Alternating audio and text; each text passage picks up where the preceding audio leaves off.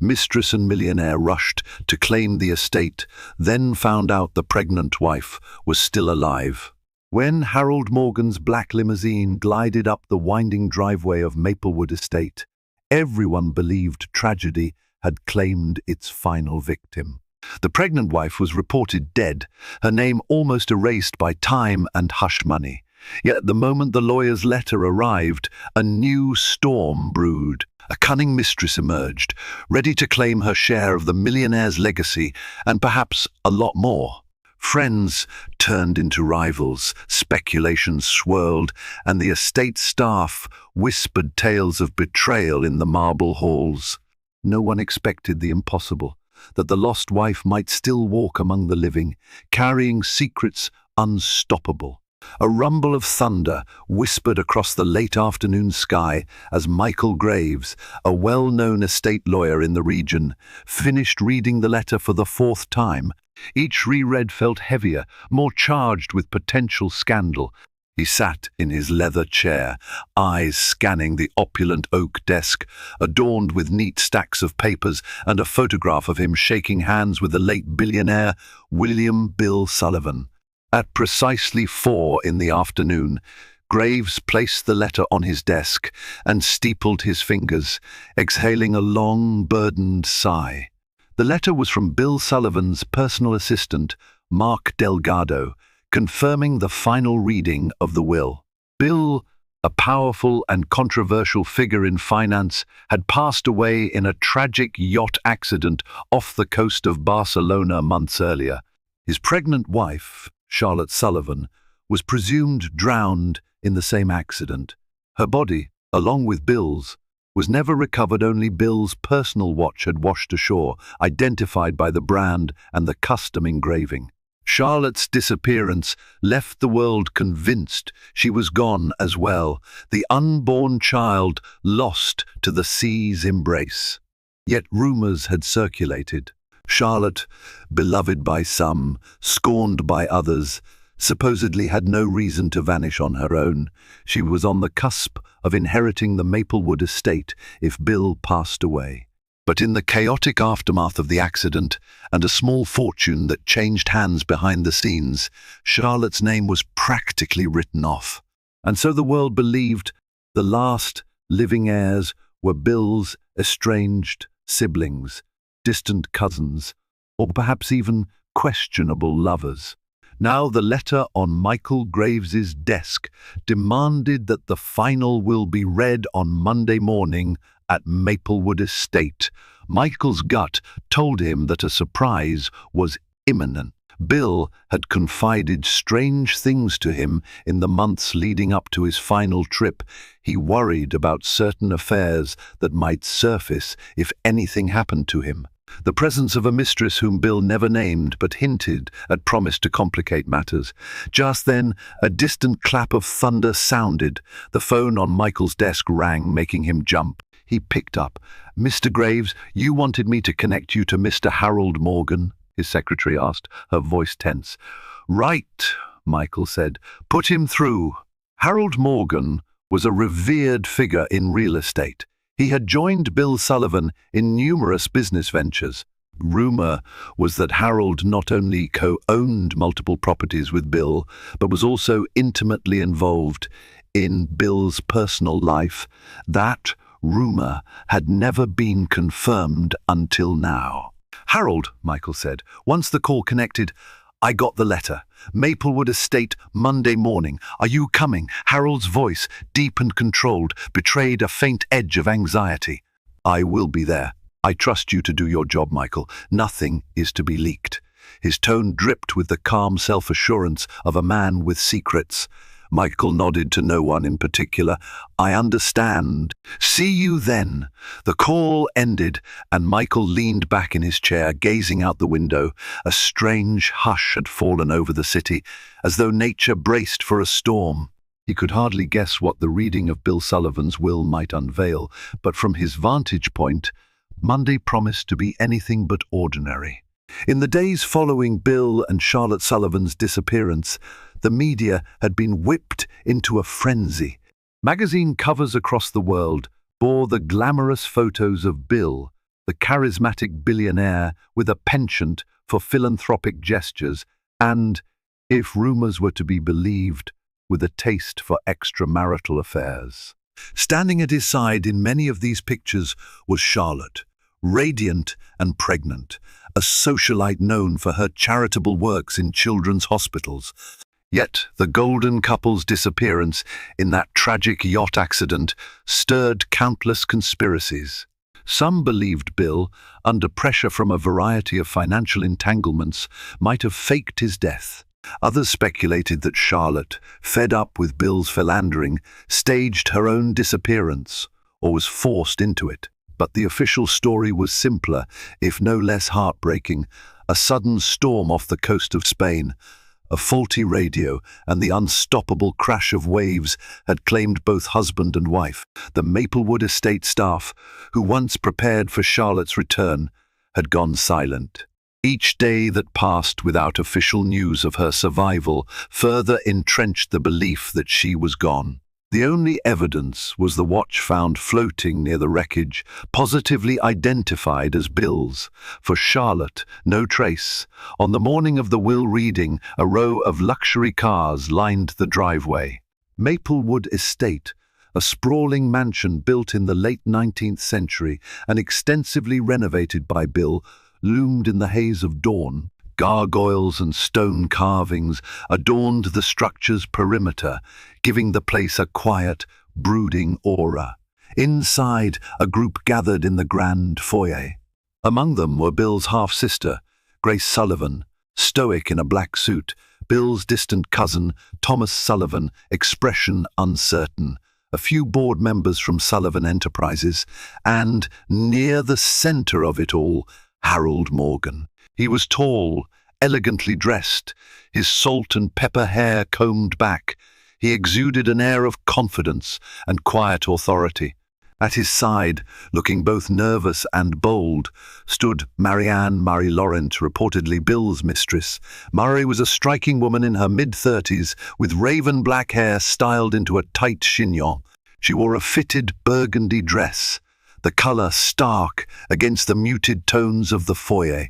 Whispers flitted around the room. Some recognized her from gossip columns, where she'd been caught leaving Bill's penthouse at dawn. Others had only heard of her existence as rumor. Now, here she was, brazenly claiming a stake in the estate.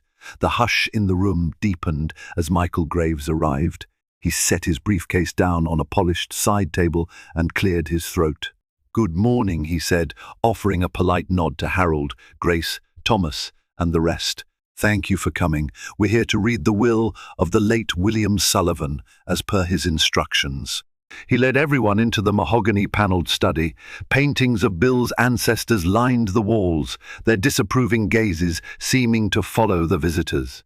The large portrait of Bill himself, painted several years earlier, dominated the far wall, his eyes eerily warm and alive in the painting. "Before we begin," Michael said, "I want to clarify. My firm has thoroughly examined all prior versions of Mr. Sullivan's estate planning. This is the final, legally binding will." An uncomfortable rustle passed through the group. Harold's gaze briefly flicked to Murray, whose red lipstick curved into a small, knowing smile. As Michael began reading Bill's official statement, it was clear that Bill left a considerable portion of his fortune to charitable trusts, ensuring money would go to causes he championed. Then came the distribution of personal properties, houses, cars, and prized collections. Some items went to Grace, others to Thomas. But the final portion, the question of Maplewood Estate, remained. When Michael reached that paragraph, the entire room seemed to hold its breath. "And to my beloved wife, Charlotte Sullivan," Michael read, "I bequeath Maplewood Estate with all associated assets, including the stable of horses, the orchard, and the accompanying farmland. In the event Charlotte Sullivan is proven deceased or legally declared so, Maplewood Estate shall pass to any surviving child or heir of Charlotte Sullivan. Should no child exist or survive her, the estate shall then be at the discretion of my executor to reallocate." A shockwave passed through the gathering. So much hinged on Charlotte's status, or the status of her unborn child. Officially, the probate courts had never declared Charlotte dead because her body wasn't found. The presumption of death had been widely accepted, but it was not formally recognized without a legal declaration. Grace's lips thinned. Thomas looked dismayed. Harold Morgan's expression was carefully guarded. Meanwhile, Marie-Laurent took a step forward, clearing her throat. What about the rest of us? Where does that leave me? Michael studied her with professional composure. Miss Laurent, you are not mentioned by name in this will. I am unaware of any codicils regarding you. A flicker of outrage crossed her face. Surely Bill wouldn't have left me with nothing, she snapped. We shared a home. We had plans. Harold placed a hand on her shoulder, urging her to calm down. Marie, we'll sort this out, he said. Then, to Michael, we'll need to confirm there was no separate arrangement. Michael set the document on the desk with finality. If Mr. Sullivan made any private arrangement with Miss Laurent, I have no knowledge of it. In the tense hush, the door to the study suddenly burst open. Mark Delgado, Bill's former personal assistant, rushed in, face ashen. You won't believe this, he said, breathless. I've just had word. Someone thinks they've spotted Charlotte in northern Spain. A stunned gasp rippled through the group. Marianne's face morphed from anger to shock. Harold's hand tightened around the back of a leather chair. Grace stood, letting out a disbelieving laugh. That's impossible. She's been missing for months. Michael's eyes narrowed. He gestured for Mark to continue. It's a rumor, Mark clarified. But a friend of mine who was traveling near Bilbao saw a woman that looked exactly like Charlotte, very pregnant, in a roadside cafe. She left in a hurry before he could confront her. Silence reigned for a full 10 seconds, broken only by the soft crackle of a fireplace. Finally, Harold spoke, voice low. If that's true, we need confirmation. Immediately. In that single moment, everything changed. The illusions of Charlotte's widowhood or demise wavered. For some, hope flared that she might be alive. For others, like Marie, fear took root, for Charlotte's return would upend their ambitions. And in that hush, as thunder murmured again in the distance, Maplewood Estate felt more haunted than ever. After Mark Delgado's bombshell revelation, the gatherings at Maplewood Estate devolved into a frenzy. Harold, Marie, Grace, Thomas, and the Sullivan board members found themselves locked in tense, hushed conversations around every corner. The staff tried to remain professional, offering tea and sandwiches, but curiosity gleamed in their eyes. Whispers floated down corridors. Could Charlotte still be alive? Michael Graves, however, was a man of action. Within an hour of the announcement, he had made contact with a private investigator in Spain, Daniel Kaufman, instructing him to verify the rumors. He wanted absolute proof. Either Charlotte Sullivan lived or she was gone forever. Meanwhile, as the sun began dipping below the horizon, the atmosphere inside Maplewood Estate turned claustrophobic. Every occupant seemed to carry an agenda. In the dining room, Harold Morgan observed Marie scribbling furiously on her phone. She was texting someone. He wasn't sure who, but the tension in her shoulders was unmistakable. Approaching quietly, Harold placed a hand on her back, prompting her to look up, her eyes shining with anger and desperation. "Are you all right?" he asked softly. Marie set her phone down on the dining table, next to a porcelain teacup. "All right," she echoed. "That man was my lover. I expected to be provided for. Now some rumor says his wife is alive, which, if true, leaves me with nothing." Harold gave a short nod, understanding. "I told you, we'll handle this. We have resources. If Charlotte's alive and pregnant, that child would be the rightful heir.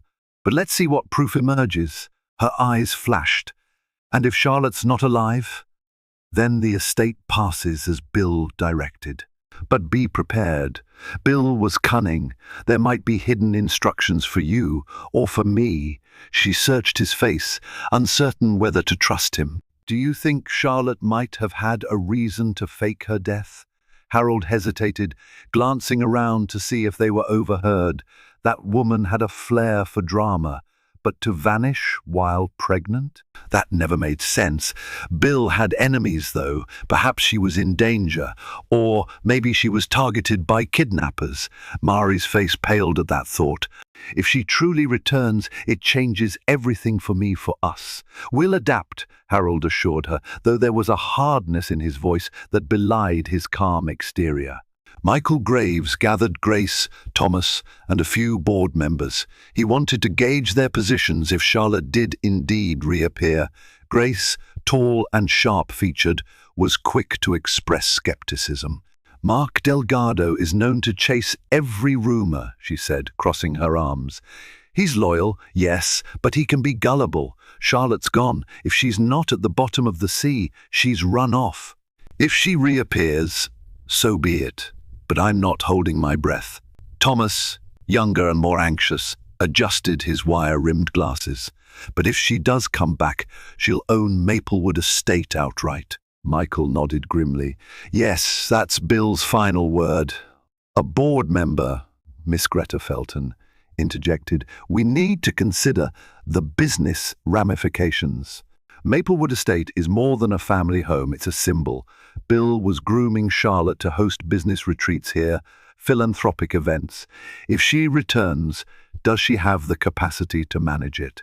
Michael ran a hand through his hair. "I can't speak to that. But if she's truly alive, she might have priorities far beyond real estate. She's presumably still pregnant. That changes everything." Thomas exhaled heavily.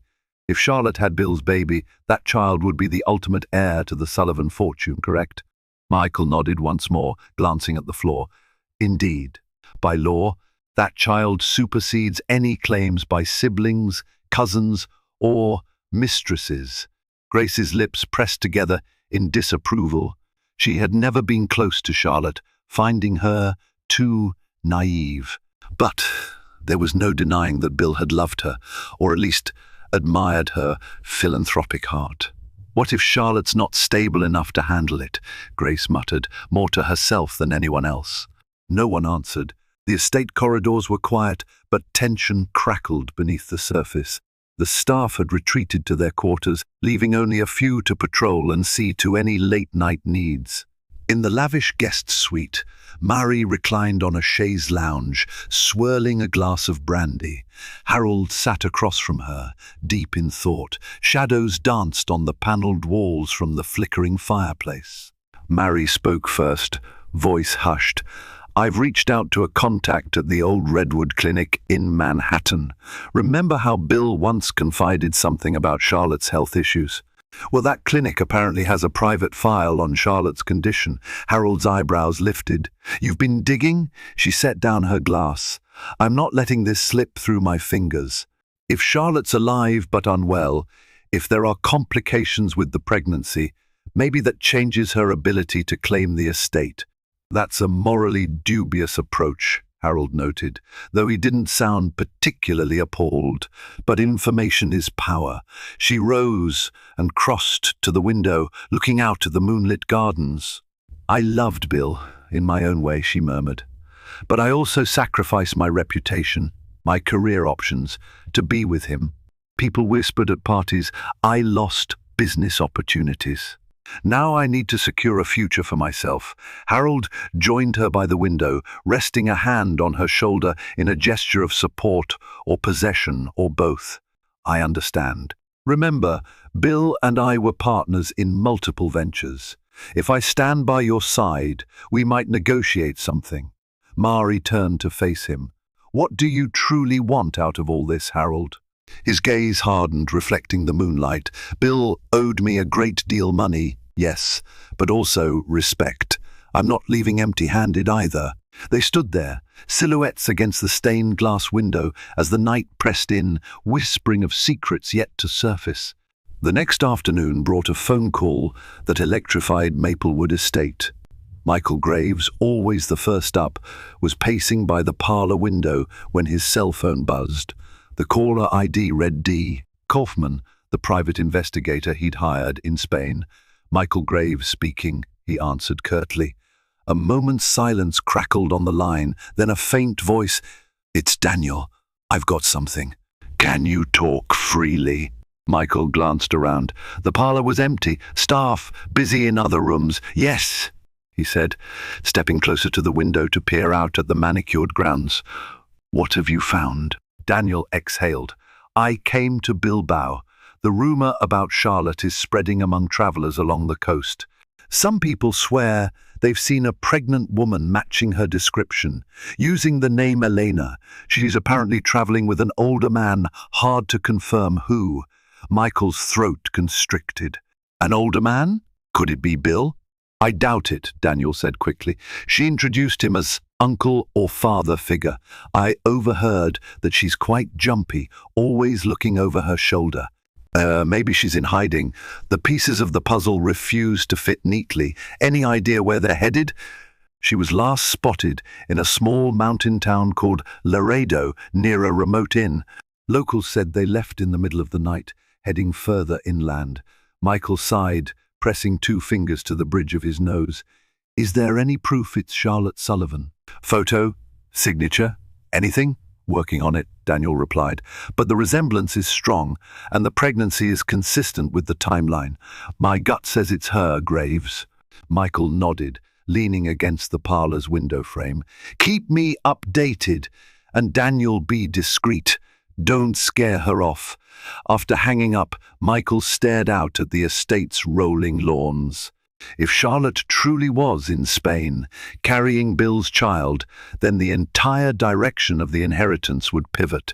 He realized with dread that not everyone at Maplewood Estate would welcome her return. Some might even see her reappearance as a threat. News of Michael's phone call leaked, and by midday the rumor was swirling that Charlotte was indeed alive in Spain. Marie-Laurent nearly dropped her coffee cup upon hearing the speculation. She sought out Harold, finding him in the stables, speaking in low tones with one of Bill's former horse trainers. "Harold," she called, approaching with quick steps that made her heels click sharply on the stable floor. The horses stirred in their stalls. He turned, irritation flickering across his face at being interrupted. "Marie, is something wrong?" "I just heard from the staff that Michael Graves might have found Charlotte. She's alive, pregnant, living under an alias in Spain." Harold's jaw tightened. He thanked the trainer quietly and led Mari outside, where they could speak privately. "This changes the game," he muttered, glancing at the wide green fields behind the estate. "It does more than change it," Mari corrected, her voice trembling. "If she comes back and proves her identity, Maplewood is hers. The child gets Bill's fortune. You and I are shut out." Harold contemplated her words. "We don't know for certain it's her.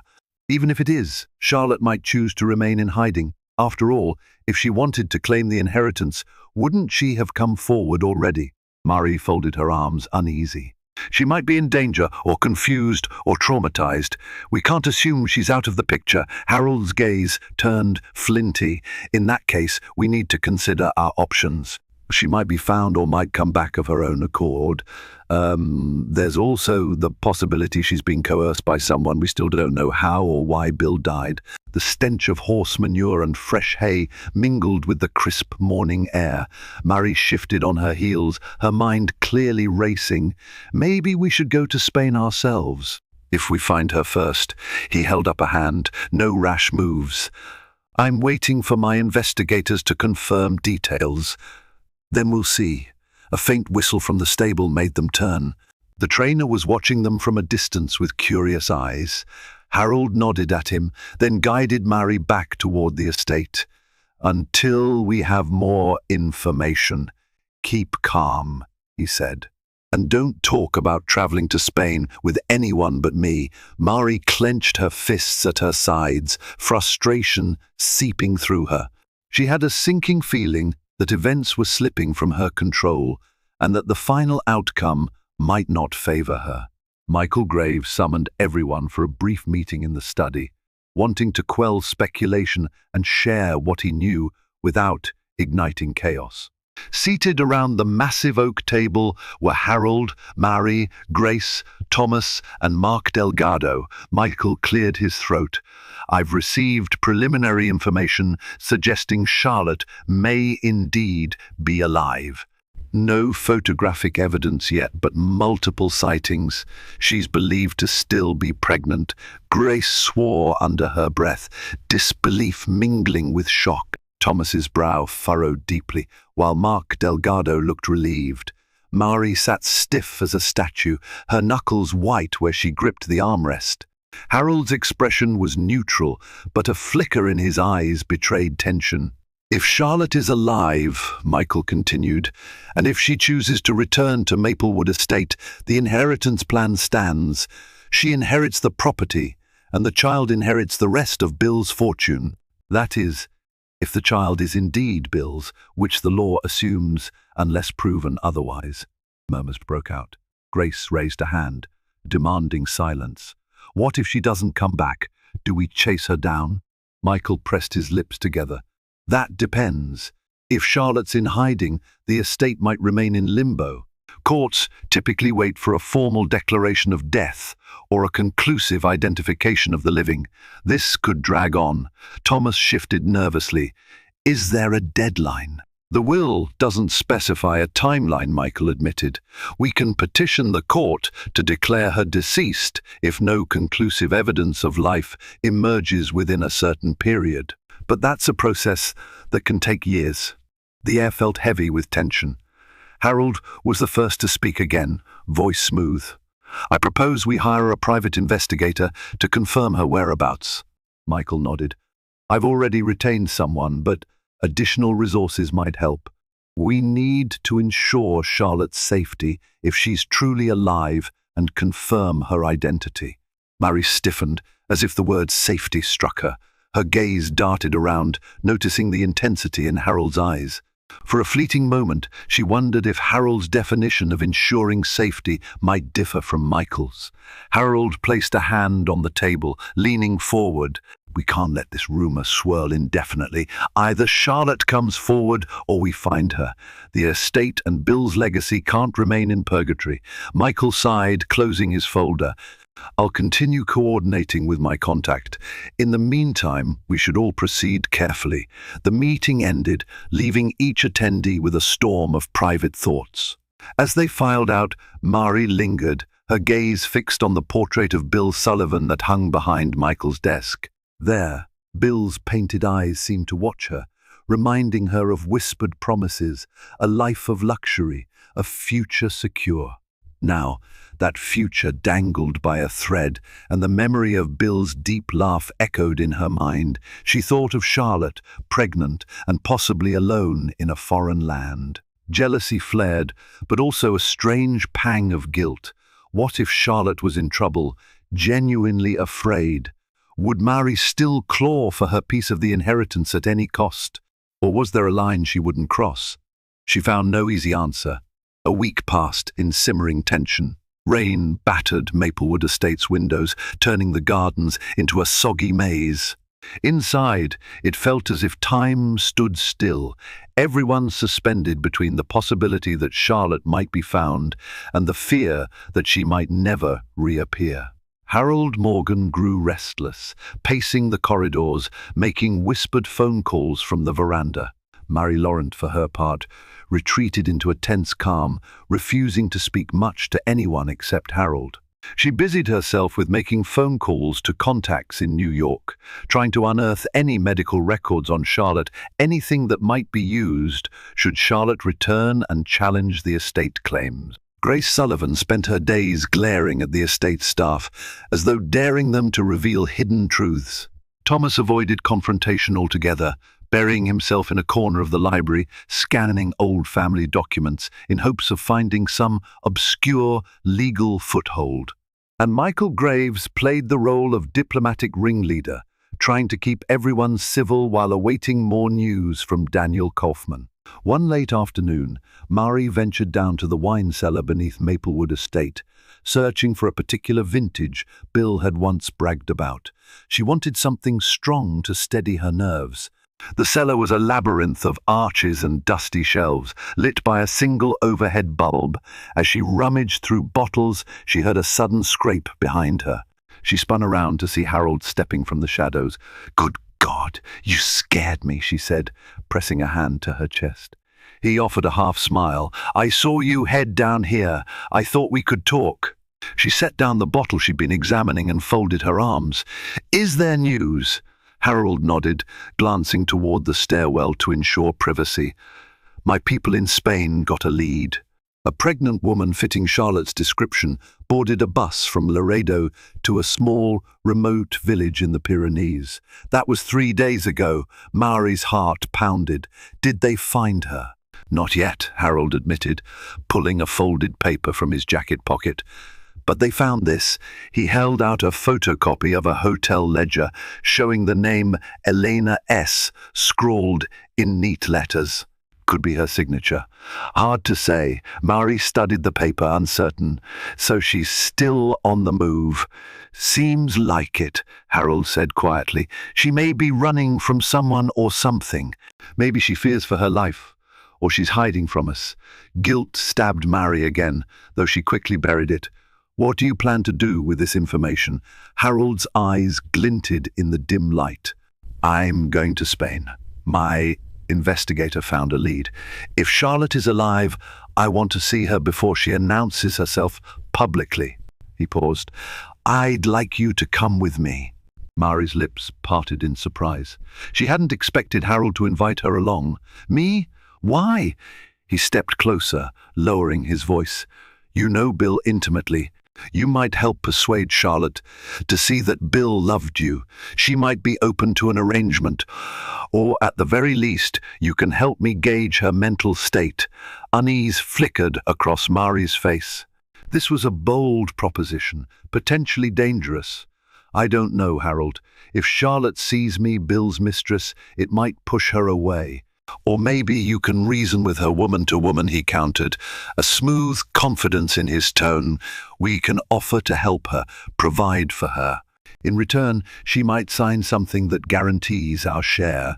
Mari hesitated, torn. Part of her wanted to stay put, out of the fray. But a larger part felt compelled to see with her own eyes if Charlotte truly lived. "All right," she conceded, "I'll go. But we have to be careful." Harold smiled faintly. "Agreed. Let's keep this between us for now. We'll leave tomorrow night." They parted ways in the cellar, each carrying a private swirl of intentions. Unbeknownst to them, a silent figure in the corridor above had heard every word. Mark Delgado, Bill's former assistant, pressed himself against the wall, heart hammering. He knew Bill once confided that Harold was not to be fully trusted, and now Mark saw why. Without hesitation, Mark resolved to inform Michael Graves. That evening, the storm outside howled. Harold pretended he was simply going on a business trip, packing a small suitcase under the pretext of meeting foreign investors. Mari, for her part, was equally discreet. She instructed the staff to set aside a rental car to drive them to the airport under the cover of darkness. Michael Graves, however, was not fooled. Mark Delgado shared what he'd overheard, prompting Michael to confront Harold in the mansion's grand foyer. "I hear you're leaving," Michael said, arms folded, voice echoing through the high-ceilinged space. Harold paused near the main doors, suitcase in hand. "And if I am?" Michael stepped forward. "I suspect you're going to Spain. I'd advise you to let my investigator do his job.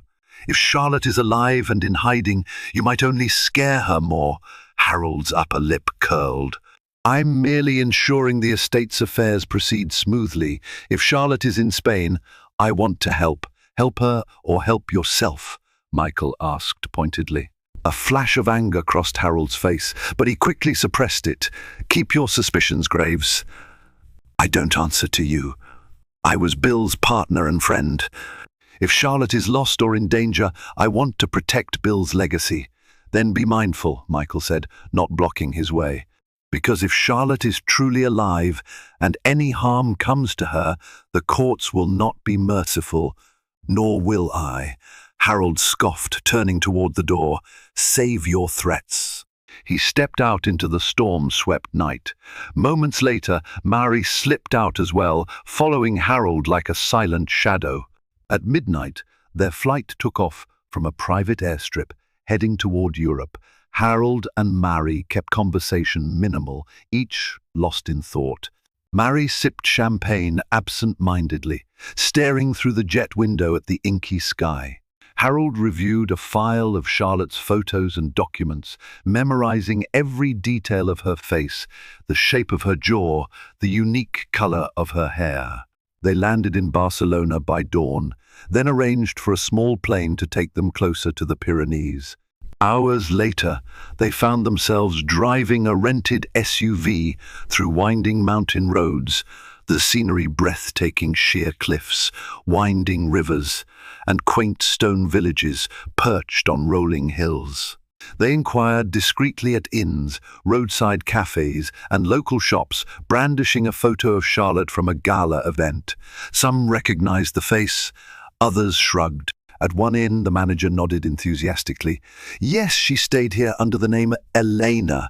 She was very tired, left early the next day. Harold's eyes sparkled. Was she with someone? The manager hesitated. An older gentleman. Very kind, but he spoke little Spanish. I think they said they were going to a clinic in the next town. A clinic? Mary echoed, heart racing. Did she say why? The manager shook his head. No, but she looked unwell, maybe from the pregnancy. She seemed anxious. After handing over a generous tip, Harold and Mary drove on, following the trail. Dusk was falling when they arrived at an isolated hillside clinic, overlooking a mist-shrouded valley. The building was a modest stone structure, lights glowing behind drawn curtains. They stepped inside, the reception area quiet, dimly lit by wall sconces. Mary's nerves thrummed. Harold approached the desk, adopting a concerned expression. Pardon, I'm looking for a woman who might have come here. She's pregnant, not feeling well. The receptionist, a middle-aged woman with kind eyes, studied them. Are you family? Mary's voice faltered. We're friends of the family. Something about their presence made the receptionist cautious. I'm not sure I can give out patient information. Harold slipped a folded bill across the desk, a customary persuasion he relied on in delicate matters. We're worried about her. Please, anything you can share. The woman frowned, then covertly pocketed the money, lowering her voice. A pregnant woman did come in a few days ago, late at night. She was accompanied by an older man. She didn't want to give details, seemed very skittish. We ran some quick tests. She left early the next morning. Mary forced a smile, ignoring the guilt twisting in her stomach. Did she say where she was going? She asked for directions to a hostel in the next valley over. She seemed frightened, looking over her shoulder. Mary and Harold exchanged glances. Why would Charlotte be so paranoid? Was she fearing they would catch her, or was she running from someone else entirely? Thank you, Harold said. We'll try the hostel. They headed back to the SUV, the night sky pressing down on them like a secret. Mary hesitated as she opened the passenger door.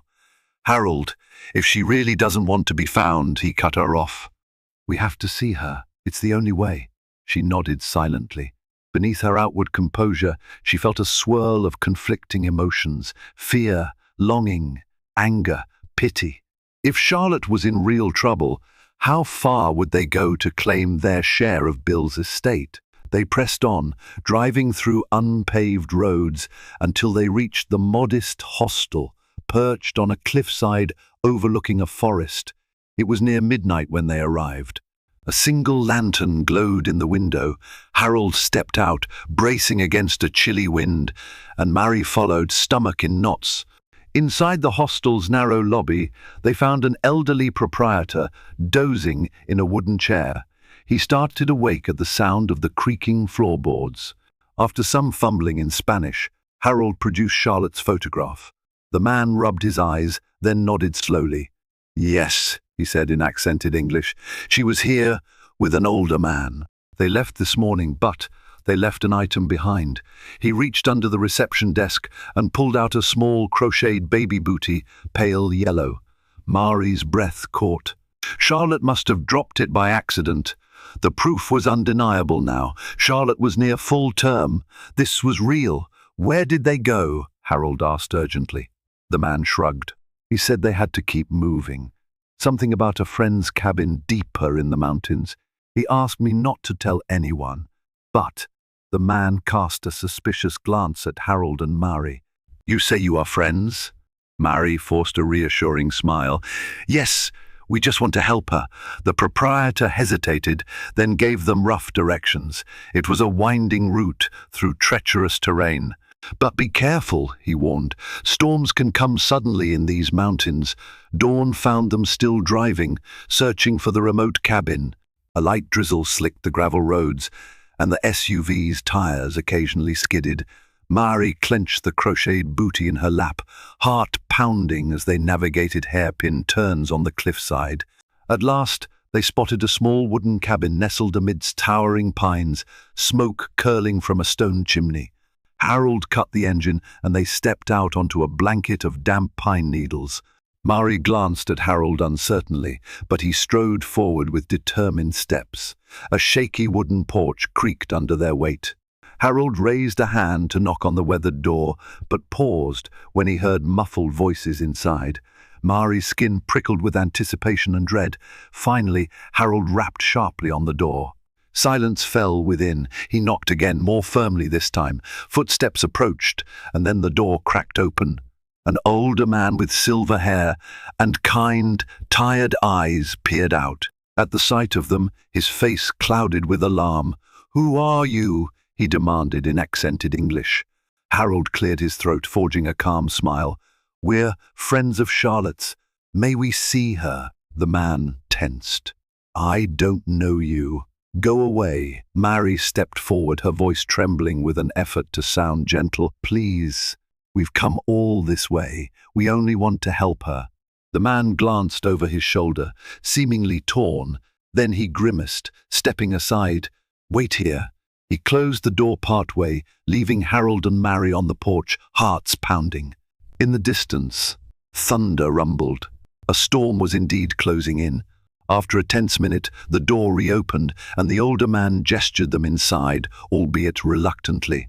They stepped into a rustic living area warmed by a crackling fireplace. There, wrapped in a blanket, stood Charlotte Sullivan. Her eyes widened as she recognized them.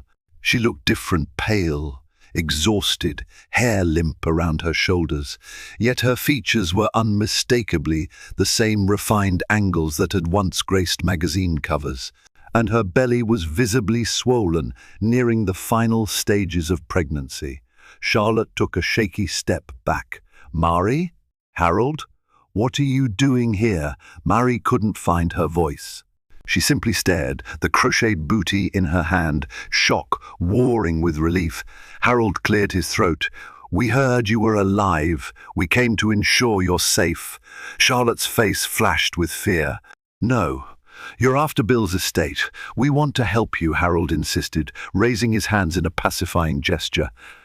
"But yes, there are also estate matters to consider." She clutched the blanket tighter around her shoulders, shivering as though cold. "I don't want your help. Bill's death was, her voice choked with emotion, tears welling in her eyes. "I barely escaped that yacht alive. We were attacked. It wasn't just a storm. Men boarded the yacht, and Bill told me to run. He said they were looking for him for some documents. I got into a raft. Bill never joined me." She sank into a nearby chair, trembling. Mary's eyes darted to Harold, whose expression was carefully blank. Attacked. This was far more sinister than a simple accident. Charlotte continued, voice wavering. "I found a fisherman who helped me. I was terrified they'd come after me too, if they knew I was alive. That's why I hid. I came to Spain, then here." Harold exhaled, stepping closer. "Charlotte, I had no idea. The official story was the yacht sank in a storm." Charlotte shook her head, tears slipping down her cheeks. "If the men who came for Bill find out I'm alive, they might come for me or for this baby. Bill had some shady business deals. I think he was blackmailed. He tried to protect me. Mari's heart pounded. This is bigger than I realized. She stepped forward tentatively, kneeling beside Charlotte's chair. Charlotte, I'm sorry. We truly thought you were lost at sea, or that you might have run from Bill. None of us knew. Charlotte laughed bitterly. I tried to come forward once, but I was followed. I panicked. I changed my name and kept moving. The older man who had let them in placed a comforting hand on Charlotte's shoulder. She's been through a lot. Now the baby could come any day. Harold, swallowing hard, met Charlotte's eyes. We need to get you somewhere safe. That might mean returning to Maplewood Estate, or at least letting Michael Graves know you're alive. We can protect you. You? Charlotte asked, voice heavy with skepticism. Why should I trust you? Bill told me you weren't always honest, that you'd do anything for your business interests.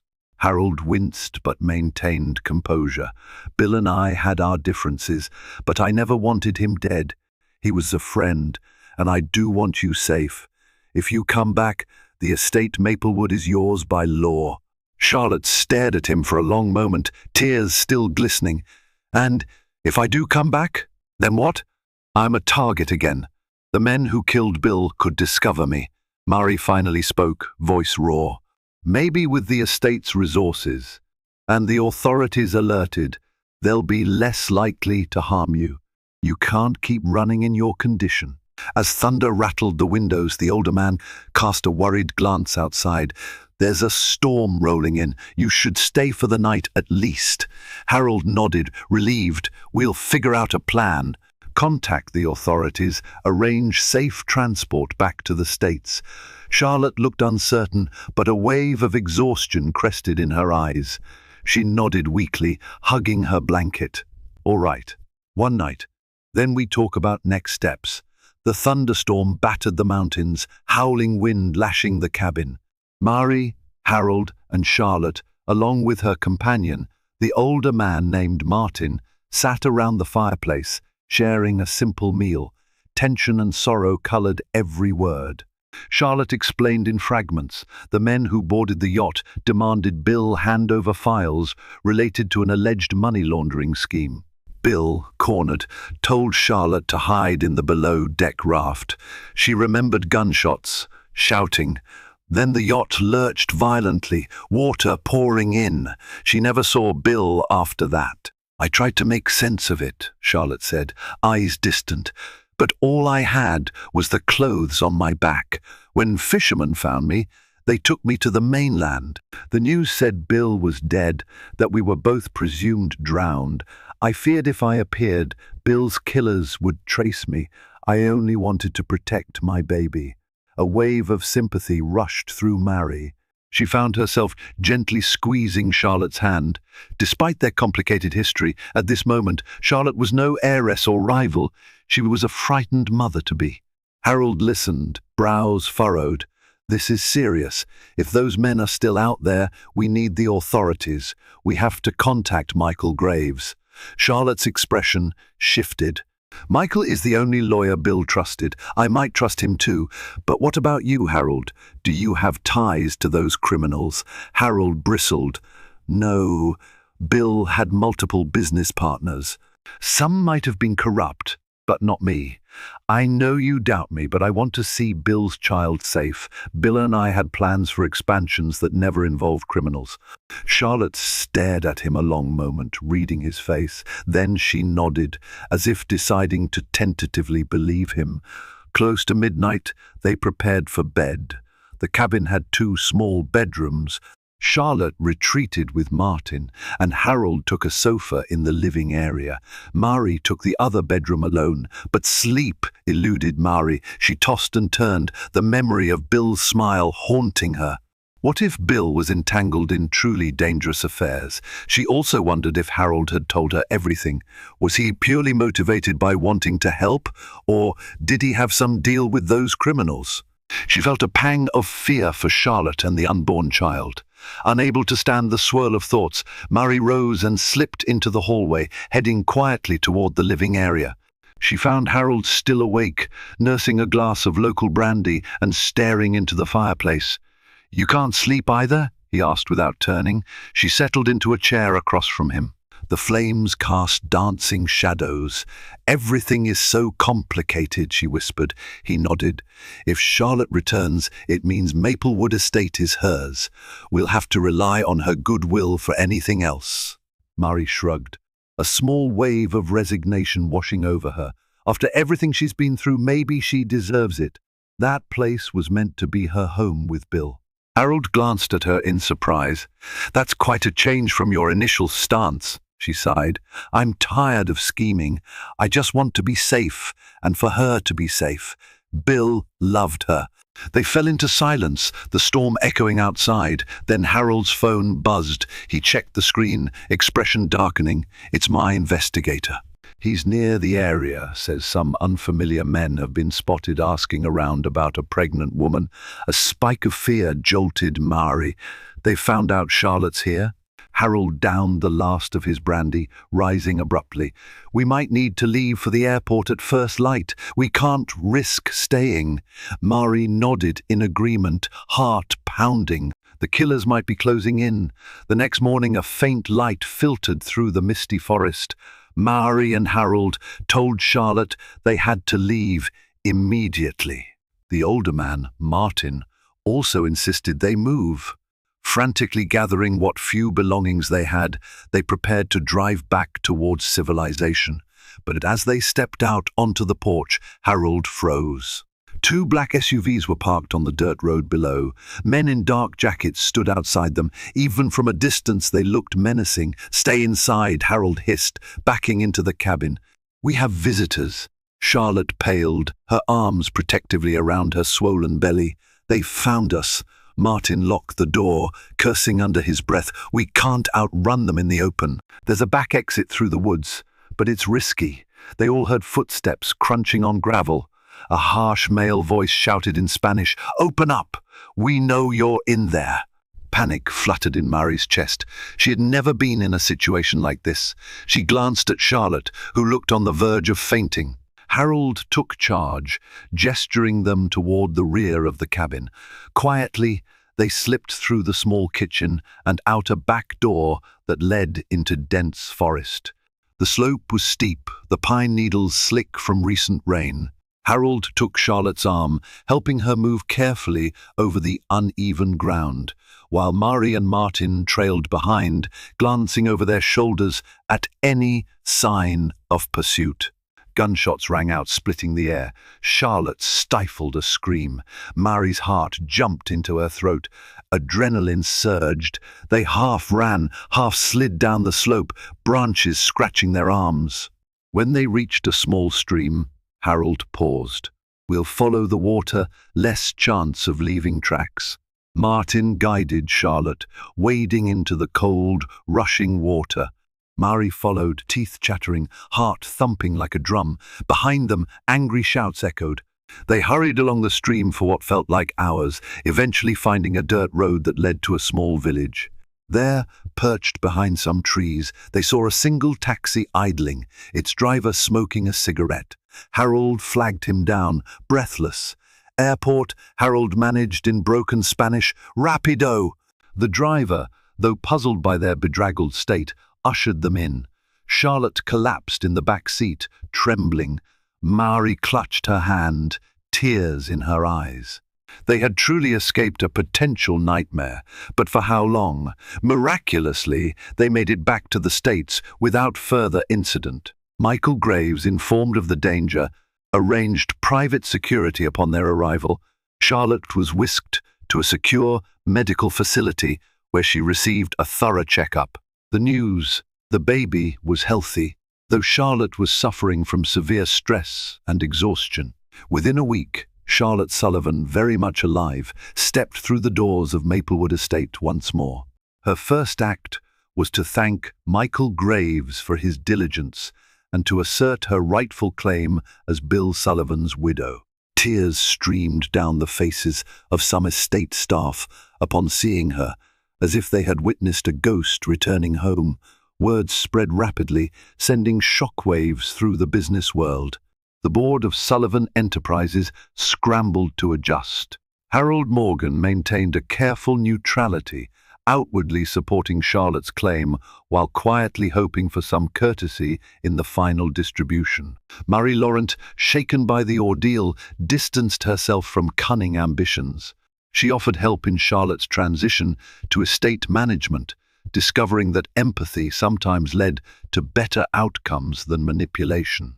Soon after, Charlotte gave birth to a healthy baby boy, William Sullivan II.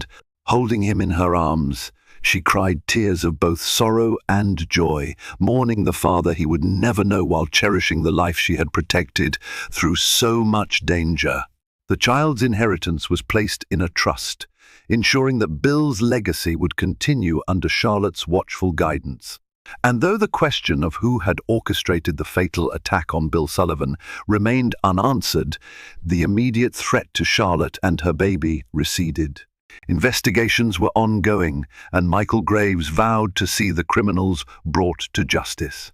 Yet within the halls of Maplewood Estate, a sense of calm returned, albeit tinged with the knowledge that secrets could lurk in the grandest of mansions. And, for Charlotte, each new day brought a small miracle. She was alive, her child was safe, and the estate that once seemed haunted by tragedy was now a place of hope for the future. And so the great inheritance drama came to a close far different from what anyone imagined when that first ominous letter arrived. The cunning mistress and the millionaire associate rushed to claim the estate, only to discover the pregnant wife was not only alive, but in grave danger. Through twists and betrayals, heartbreak and redemption, Charlotte returned home with a story that rocked Maplewood Estate to its core. If you found yourself on the edge of your seat, captivated by secrets, intrigue, and a mother's desperate bid for survival, then share this story with friends who love a gripping, real-lifestyle drama. Give this video a thumbs up if you enjoyed the suspenseful unraveling of hidden truths. And don't forget to subscribe for more thrilling tales and shocking revelations. Your support helps keep these dramatic stories coming, so make sure to ring that notification bell and join us for the next adventure.